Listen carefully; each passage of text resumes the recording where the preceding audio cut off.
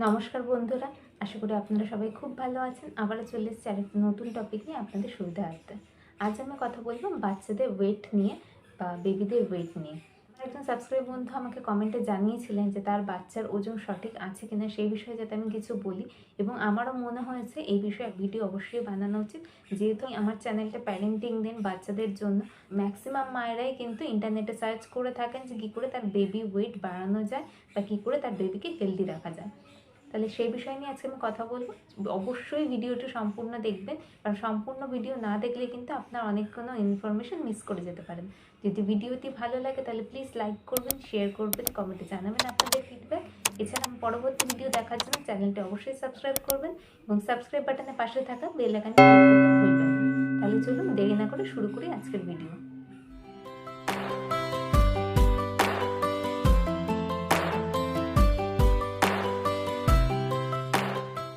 আমার প্রশ্ন হচ্ছে যেটা, আপনি কি চান, বাচ্চাকে স্বাস্থ্যবান করতে নাকি বাচ্চার স্বাস্থ্য ভালো করতে? সেইটা আগে ক্লিয়ার করে নিন। দুটো কিন্তু এক জিনিস নয়, দুটো কিন্তু আলাদা জিনিস। আপনার টার্গেটটা কি হওয়া উচিত? অবশ্যই বাচ্চাকে সুস্থ এবং স্বাস্থ্যবান করাটাই আপনার মোটো হবে। আমাদের সমাজে বিশেষ করে বাঙালিদের এইরকম একটা ধারণা আছে, মোটা বাচ্চা মানে সুস্থ, বেশ গোলুমলু বাচ্চা মানে খুব ভালো হেলদি বাচ্চা, আর যে বাচ্চা পাতলা একটু রোগা পাতলা তার মানে সে সুস্থ নয়। তো এইরকম ধারণা মানে শুধু কল্পনার জগৎ থেকে বা নিজের একটা ধারণা কেন এরকম মানুষের মধ্যে আসে আমি জানি না। এখন আমি ডাক্তারি না পড়ে এক একজন বড় বড় দিগ্গজ যারা বাচ্চাদেরকে দেখেই বলে দেন, জাস্ট মানে এক নজর দেখেই বলে দিলে এই বাচ্চা তো হেলদি নয়, কিংবা এর তো আরও এর নিশ্চয়ই অনেক কিছু সমস্যা আছে, এ বাচ্চা তো অনেক পাতলা, কেন এ পাতলা, কেন এ হাইটে ছোট। তো এরা কেন এরকম প্রশ্ন করেন বা কেন এরকম কথা বলেন আমি বুঝি না। এই ধরনের কথা বা এই ধরনের মন্তব্য একটা বাবা মাকে যে কতটা মানে কতটা কষ্ট দেয় বা তার মনোবল যে কতটা ভেঙে দেয় সেটা একমাত্র তারাই বুঝতে পারে। একদম রোগা বাচ্চার বাবা মাদেরই বেশি এই কথাগুলো শুনতে হয়, বাচ্চাকে খাওয়া, এটা খাওয়া, ওটা খাওয়া, সেটা খাওয়া, বিভিন্ন রকম উল্টোপাল্টা অ্যাডভাইস অনেকেই দিয়ে থাকেন। এবং বেচারি মা যে প্রথমবার মা হয়েছে সে হয়তো ভাবে সত্যি তারা বড় বা তারা ঠিকই বলছে, আমার এরকমই ফলো করা উচিত, করে এমন কিছু একটা করে দেন যেটা আপনি, সে হয়তো জানে যে এটা ঠিক নয়, কিন্তু বাচ্চাকে হেলদি করার চক্করে বা বাচ্চা আরও ভালো হবে, সুস্থ হবে, মোটাসোটা হবে, দেখতে ভালো লাগবে, সেই চিন্তা ভাবনা থেকে সেও কিন্তু কিছু ভুল স্টেপ নিয়ে ফেলে। তাই জন্য প্লিজ এই ধরনের মন্তব্য করা বন্ধ করুন। আর প্লিজ মায়েদের বলবো আপনারা এই ধরনের মন্তব্যে কান দেওয়া বন্ধ করুন। এক কান্দে শুনুন, আরেক কান্দে বার করে দিন। এই ধরনের মন্তব্য শুনে নিজেকে আহত করে বা নিজে উত্তেজিত হয়ে কিছু ভুল স্টেপ কিন্তু নিয়ে দেবেন না, উল্টোপাল্টা কিছু বাচ্চাকে খাইয়ে দেবেন না। কোনো মোটা বাচ্চাকে দেখে সে স্বাস্থ্যবান বা সে আইডিয়াল এরকম ধরে নেওয়া কিন্তু একদমই উচিত না। অনেক সময় দেখা যায় মোটাপার জন্য কিন্তু বাচ্চাদের অনেক ধরনের সমস্যা হতে পারে, সেটা ছোটোবেলা না হয় একটু যত তারা বড় হবে সমস্যার পরিমাণ কিন্তু বেড়ে যায়। তাই না, বাচ্চাকে মোটা করার দিকে উদ্দেশ্য না রেখে সবসময় বাচ্চাকে সুস্থ রাখুক, অ্যাক্টিভ বাচ্চা, সুস্থ বাচ্চা, সেদিকে আপনার খেয়াল রাখা উচিত। যদি এরপরে আপনার বাচ্চাকে কেউ কখনো বলে আপনার বাচ্চা তো রোগা হয়ে গেছে, সে তো একদমই স্বাস্থ্য নেই, তখন তাদেরকে উত্তরটা দিই আমার বাচ্চা অ্যাক্টিভ আছে, আমার বাচ্চা সুস্থ আছে, আমার স্বাস্থ্য ভালোর দরকার নেই, সুস্থ থাকুক, তার ওয়েট চার্ট মেনটেন থাকুক, তার ওয়েটটা ঠিক সঠিক থাকুক, তাহলেই চলবে। অনেক সময় এরকমও দেখা গেছে যে বাচ্চার ওয়েট একদম ঠিক আছে কিন্তু বাচ্চা খুবই পাতলা, খুবই রোগা। তো সেক্ষেত্রে কিন্তু আপনার চিন্তা করার কোনো মানে হয় না যতক্ষণ আপনার বাচ্চা ওয়েট ঠিক আছে, যতক্ষণ আপনার বাচ্চা অ্যাক্টিভ আছে। কিছু কিছু বাচ্চা খুব মোটা কিন্তু তার ওয়েট করলে দেখা যায় তার ওয়েটটা কিন্তু কম আছে, অথচ এবং সে ভীষণ ইনঅ্যাক্টিভ, সারাক্ষণ শুয়ে বসে থাকে, এই ধরনের রকমের থাকে। তো এইগুলো কিন্তু এটা কিন্তু অ্যাকচুয়ালি ঠিক নয়। সে দেখতে হয়তো হেলদি লাগছে, তো অ্যাকচুয়ালি সে হেলদি নয়। আপনার বাচ্চা যদি অ্যাক্টিভ থাকে, তার ওয়েট চার্ট যদি মেনটেন থাকে, তাহলে কিন্তু আপনি নিশ্চিন্তে থাকুন, চিন্তা করার কোনো প্রয়োজন নেই। এবার বলি বাচ্চার ওয়েট কেমন করে ক্যালকুলেট করা যায়। বাচ্চার ওয়েট প্রধানত জন্মের সময় ওয়েটের তুলনায় কিন্তু তার ওয়েট ক্যালকুলেট করা হয় যে তার কতটা হওয়া উচিত বা কতটা উচিত নয়। কিন্তু ইন্ডিয়াতে প্রায় 30% বাচ্চার কিন্তু জন্মের ওয়েট করাই হয় না। সেটা হতে পারে যে যন্ত্রের অভাব, হতে পারে কিন্তু বাচ্চা বাড়িতে জন্মেছে বা অন্য কোথাও জন্মে গেছে, এই জন্য কিন্তু এই 30% বাচ্চার কিন্তু ওয়েট করাই হয় না। এরপরেও কিছু পার্সেন্ট লোকজন আছেন যারা জানেনই না বা জানতে ইন্টারেস্টেড নন যে আমার বাচ্চার ওজন কতটা ছিল। এইটা বিশেষ করে হয়ে থাকে গ্রামের দিকে, যারা বাচ্চাদের ওয়েট জানা উচিত বলে মানে এটা যে একটা গুরুত্বপূর্ণ ইনফরমেশন, জিজ্ঞেস করা উচিত, ডাক্তার না বললে আপনাদেরই জিজ্ঞেস করা উচিত, সেরকম ধরনের যে জ্ঞান কিন্তু তাদের নেই। তো সেক্ষেত্রে বার্থ ওয়েটের সাথে কিন্তু ক্যালকুলেট করা হয় বাকি ওয়েটটা কেমন হবে বা কেমন হওয়া উচিত। বার্থ ওয়েট না জানলে এটা কিন্তু ক্যালকুলেট করা খুবই মুশকিল। আমি একটা অ্যাভারেজ বলে দিই, মোটামুটি একটা বাচ্চার জন্মের সময় 2 থেকে 3.5 কেজি অবধি ওজন হয়ে থাকে। 2 কেজিটা অবশ্য কম বলে দিলাম, মোটামুটি 2.5 থেকে 3.5 কেজি ওজন হয়ে থাকে। এছাড়া প্রিম্যাচিওর বাচ্চা হয় যাদের ওজন অনেকটা কম থাকে, এবং যারা 36 উইক পেরিয়ে জন্মায় তাদের ওজন আবার কিছু কিছু ক্ষেত্রে একটু বেশিও থাকে। WHO তরফ থেকে একটি গাইডলাইন বা একটা গ্রাফ কিন্তু অলরেডি পাবলিশ করা আছে, যেটা মোটামুটি সব ডাক্তাররাই দিয়ে থাকেন। যদি ডাক্তাররা আপনাদের না দিয়ে থাকেন, আপনারা ইন্টারনেটে সার্চ করলে পেয়ে যাবেন বা যে কোনো স্বাস্থ্যালয়ে পেয়ে যেতে পারেন। সেখানে একদিকে থাকে বয়সটা, বাচ্চার বয়স, আর একদিকে থাকে ওয়েট, মানে কোন বয়সে কতটা ওয়েট হওয়া উচিত তার গ্রাফটা কিন্তু করা থাকে। সেটা লাইন থাকে, একটা হলো নর্মাল, একটা হলো যেটা ম্যাক্সিমাম, একটা হলো মিনিমাম। যদি বার্থ ওয়েটের সাথে ক্যালকুলেট করে কিন্তু এই ওয়েটটা আমরা কাউন্ট করে দেখতে পারি যে বাচ্চার ওজন কতটা হলো। মোটামুটি অ্যাভারেজে আমি বলে দিচ্ছি, জন্মের সময় যে ওজন সেটা কিন্তু তার 7 থেকে 10 দিন সেই ওজনটা কিন্তু একটু কমে যায়, প্রায় 10% মতো কমে যায়।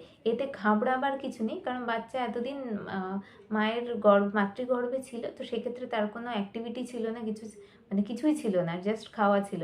এবার তার জন্মানোর পরে তার কিছু অ্যাক্টিভিটি বলতে সদ্যজাত বাচ্চা কী আর অ্যাক্টিভিটি করবে, হাত নাড়া বা চোখ খোলা বা চোখ খুলে তাকানো, এগুলোও কিন্তু একটা বাচ্চার জন্য প্রথম জিনিস, নতুন জিনিস।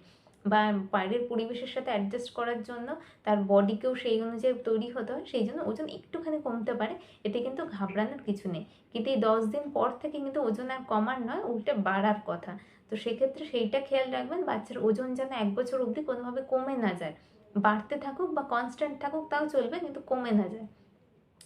তো বাচ্চার ওজন 6 মাস বয়সে জন্মের সময় যা ওজন তার থেকে ডবল হওয়া উচিত, এবং 1 বছর বয়সে তার 3 গুণ হওয়া উচিত। মানে এটাই কিন্তু সাধারণত হয়ে থাকে অ্যাভারেজ ক্ষেত্রে। আমি বললাম যেহেতু সবাই বার্থ ওয়েট ক্যালকুলেট করতে পারে না বা এটা একটু কমপ্লিকেটেড, তাই জন্য ইজি ওয়েতে বললাম। আবারও বলে দিচ্ছি, জন্মের সময়ের ওজন 6 মাসের মধ্যে সেটা ডাবল হবে, এবং 9 মাস থেকে 1 বছরের মধ্যে সেটা 3 গুণ হয়ে যাবে। যদি আপনার বাচ্চার ওজন এর থেকে বেশি হয়, 19-20 বেশি হয়, তাহলে চিন্তার কোনো কারণ নেই। কিন্তু যদি এই ক্যালকুলেশনের তুলনায় কম হয় তাহলে কিন্তু একটু চিন্তার আছে। যদি আপনার বাচ্চা যতক্ষণ অ্যাক্টিভ আছে, খেলাধুলা করছে, তাহলে কিন্তু চিন্তা করার কোনো প্রয়োজন নেই। এছাড়া বাচ্চার কোনো রকম জ্বর হলে, সর্দি কাশি হলে বা কোনো রকম শরীর খারাপ হলেও কিন্তু ওজন একটুখানি কমে যায়, মোটামুটি 1-1.5 কেজি কমে যেতে পারে। তো সেক্ষেত্রে এটাও চিন্তা করার কোনো ব্যাপার নেই, এটা সাময়িক ব্যাপার। বাচ্চা সুস্থ হয়ে গেলে ওজন আবার আগের জায়গায় ফিরে আসবে। 1 বছর অবধি কথা বললাম যে ওজন 3 গুণ হয়ে যায়। 2 বছর অবধি বাচ্চার ওজন কিন্তু 2 থেকে 3 কেজি 1 বছরে বেড়ে থাকে, এর থেকে বেশি কিন্তু বাড়ে না, এবং এটাই কন্টিনিউ হয়। মানে 1 বছর অবধি আমার 3 গুণ হয়ে গেছে, 1 বছর পেরিয়ে গেলে কিন্তু সেই এক্সপেকটেশনটা আপনি একদমই রাখবেন না। মানে প্রত্যেক বছর যদি 3 গুণ করে ওজন বাড়ে, তাহলে আপনি ভেবে দেখবেন যে আপনার বাচ্চা তাহলে ওজন কোথায় পৌঁছে যাওয়া উচিত। অতএব এই ধরনের এক্সপেকটেশন কিন্তু রাখবেন না। চেষ্টা করবেন ওজনটা যাতে কনস্ট্যান্ট থাকে, অথবা হালকা করে একটু একটু করে বাড়তে থাকে। খুব বেশি বেড়ে গেল বা খুব বেশি কমে গেল, এই জিনিসটা কিন্তু ঠিক নয় আর কি। WHO তরফ থেকে যে বার্থ চার্টটা বা দেওয়া হয়েছে, যে গাইডলাইনটা দেওয়া হয়েছে, সেটা কিন্তু ছেলে এবং মেয়ের ক্ষেত্রে আলাদা। তো একটা ছেলের ওজনের গাইডলাইন দিয়ে আপনি কখনো মেয়েকে কম্পেয়ার করবেন না, বা একটা মেয়ের ওজনের গাইডলাইন চার্ট দিয়ে ছেলেকে কম্পেয়ার করবেন না। ছোট বাচ্চাদের ক্ষেত্রে যতক্ষণ টয়লেট কাউন্ট এবং পটি কাউন্ট ঠিক থাকে ততক্ষণ কিন্তু চিন্তার কোনো কারণ নেই। বাচ্চাদের একদম সদ্যোজাত শিশুদের ইউরিন এবং পটির বিষয়ে সমস্ত ইনফরমেশান দিয়ে কিন্তু আমি অলরেডি 2টো ভিডিও বানিয়েছি, একটি সমস্ত ইউরিন নিয়ে এবং ল্যাটিন নিয়ে বা পটি নিয়ে। যদি আপনাদের কোনো রকম কনফিউশন থাকে বা কিভাবে কাউন্ট করবেন, কেমন হওয়া উচিত, সেই বিষয়ে কোনো কনফিউশন থাকে বা কোয়েশ্চেন থাকে, অবশ্যই ভিডিও 2টো দেখবেন। আশা করি আপনারা সমস্ত প্রশ্নের উত্তর পেয়ে যাবেন। অনেক সময় সলিড খাবার, মানে 6 মাসের পর থেকে যখন বাচ্চাকে আমরা বাইরের খাবার দিই, জল দিই বা ভাত দিই, এই সলিড খাবার যখন স্টার্ট করে তখনও কিন্তু বাচ্চার ওজন অনেক সময় হালকা একটু কমে যায় অথবা কনস্ট্যান্ট থাকে। তো এই সময় চিন্তা করার কিন্তু কোনো কারণ নেই, যতক্ষণ আপনার বাচ্চা অ্যাক্টিভ থাকে। যেহেতু বাচ্চা নতুন খাবার এক্সপ্লোর করছে, কিছু কিছু বাচ্চা তার শ্যুট করে না, তার সহ্য হয় না, হজম হয় না, তো সেক্ষেত্রে ওজনে 19-20 হতে পারে। তবে এতে ঘাবড়াবার কিছু নেই, এটা কিন্তু তাড়াতাড়ি ঠিক হয়ে যায়। আর যদি মনে হয় ওজন অনেকটাই কমে গেছে, তাহলে আপনি ডাক্তার কনসাল্ট করুন। এবার যদি আপনার বাচ্চার ওজন কম থাকে বলে আপনার মনে হয় যে ওজন সেই মতো বাড়ছে না, মানে 6 মাসে ডাবল হয়নি বা 1 বছরে 3 গুণ হয়নি, তো সেক্ষেত্রে আপনি ব্রেস্ট মিল্ক খাওয়ার ফ্রিকোয়েন্সিটা বাড়িয়ে দিন। ব্রেস্ট মিল্ক কিন্তু একটা 6 মাস অবধি বাচ্চাদের একমাত্র খাবার, সেটা হলো ব্রেস্ট মিল্ক। আর ব্রেস্ট মিল্কের অসুবিধা থাকলে ফর্মুলা মিল্ক। অনেকেই বলে থাকেন বা অনেকেরই ধারণা যখনই ফিড করাবে দুদিকে ফিড করাবে বা বোথ সাইড ফিড করানো, এটা কিন্তু উচিত না। যখন আপনি বাচ্চাকে ফিড করাবেন তখন এক সাইডের ব্রেস্টের পুরো মিল্কটা এমটি করে তবেই আরেক সাইডে মুভ করবেন। কারণ ব্রেস্ট মিল্কের শুরুর দিকে যেটা থাকে একদম পাতলা টেক্সচারের মিল্কটা থাকে, এর মধ্যে জল, গ্লুকোজ আর অ্যান্টিবডি এই ধরনের জিনিসগুলো থাকে। আর শেষের দিকে যে মিল্কটা সেটা কিন্তু তুলনামূলক একটু থিক হয়, একটু ঘন হয়, তার মধ্যেই কিন্তু সমস্ত নিউট্রিশন ভ্যালু এবং ফ্যাটটা থাকে। যদি আপনি বাচ্চাকে বারবার করে একবার লেফট সাইড একবার রাইট সাইড খাওয়ান তাহলে কিন্তু বাচ্চা শুধু জল, গ্লুকোজ এগুলোই পেলে ফ্যাটটা কিন্তু পায় না। তো সেক্ষেত্রে সেই বাচ্চা স্বাস্থ্য ভালো হবে কী করে যদি সে ফ্যাটটাই না পেলো? তো সেই জন্য একদিকে ব্রেস্ট এমটি করে তবেই আপনি আরেক দিকে শিফট করাবেন। এরপর যখন আপনি বাচ্চাকে বাইরের দুধ ইন্ট্রোডিউস করবেন, কাউ মিল্ক অথবা প্যাকেট মিল্ক ইন্ট্রোডিউস করবেন, তখন অবশ্যই চেষ্টা করবেন ফুল ফ্যাট মিল্ক খাওয়াতে বা একদম ফুল ক্রিম মিল্ক খাওয়াতে। ফ্যাট আলাদা করে মালাই তুলে নিয়ে, সরটা তুলে নিয়ে সেটা খাওয়ালে সে কিন্তু ফ্যাটটা পায় না। তো সেক্ষেত্রে ফুল ফ্যাট মিল্ক অথবা ফুল ক্রিম মিল্কই খাওয়াবেন। এছাড়া বাচ্চার ওজন বাড়ানোর জন্য, যদি হেলদি ওয়েট গেইন করার জন্য বাচ্চাকে 1 বছর আগে আপনি কলা, আলু, মিষ্টি আলু এই ধরনের জিনিস খাওয়াতে পারেন।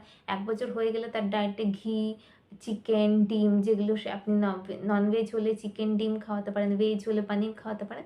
এগুলো আরও বিভিন্ন ধরনের আপনি খাবার এক্সপেরিমেন্ট করতে থাকুন, যেটা আপনার বাচ্চার পছন্দ হয় এবং যেটা আপনি কমফোর্টেবল, এই ধরনের ফুড খাওয়াতে থাকুন। আপনার বাচ্চা নিশ্চয়ই সুস্থ থাকবে। তো কোনো কথা বলি, যদি বয়সের তুলনায় বাচ্চার যে ওজন হওয়া উচিত সে ম্যাক্সিমাম লেভেলটা ক্রস করে যায় এবং ভীষণ ইনঅ্যাক্টিভ হয়, তাহলে কিন্তু অবশ্যই ডাক্তার দেখাবেন। এবং যদি বয়সের তুলনায় ওজনটা মিনিমাম লেভেলের নিচে থাকে এবং এক্ষেত্রেও সে ইনঅ্যাক্টিভ থাকে, তাহলে কিন্তু ডাক্তার কনসাল্ট করবেন। এই দুটো টাইমে ডাক্তারকে আপনাকে দেখানো উচিত এবং তার সাথে পরামর্শ করা উচিত। এছাড়া এর বাইরে যদি ম্যাক্সিমাম থেকে মিনিমামের মধ্যে থাকে তাহলে কিন্তু অবশ্যই চিন্তার কোনো কারণ নেই, যতক্ষণ আপনার বাচ্চা অ্যাক্টিভ আছে। আবারও বলছি, লোকের কথায় নাচানাচি করবেন না, লোকের কথায় বেশি গ্রাহ্য করবেন না। বাচ্চার জন্মের ওজনের থেকে 6 মাসে তার ওজনটা ডাবল হয়ে যায়, জন্মের ওজনের তুলনায় 1 বছরে তার ওজনটা 3 গুণ হয়ে যায়। আর যদি আপনার বাচ্চা অ্যাক্টিভ থাকে তাহলে অবশ্যই চিন্তা করবেন না এবং এর বাইরে মানে বাচ্চা রোগা হোক, মোটা হোক, ভাববার কোনো প্রয়োজনই নেই। লোকের কথায় কান দিয়ে এটা ওটা সেটা ট্রাই করবেন না, উল্টোপাল্টা জিনিস বাচ্চাকে খাওয়াবেন না। 6 মাসের মধ্যে অনলি ব্রেস্ট মিল্ক, এর বাইরে কিছুই খাওয়াবেন না। কোনো তাল মিছরি, কোনো গরুর দুধ, কোনো ছাগলের দুধ কিছুই খাওয়াবেন না। 6 মাস অবধি অনলি ব্রেস্ট মিল্ক। ব্রেস্ট মিল্কের অসুবিধা থাকলে ডাক্তারকে দেখিয়ে নিয়ে বয়স অনুযায়ী তাকে ফর্মুলা মিল্ক খাওয়াতে পারেন, এর বাইরে অন্য কিচ্ছু না।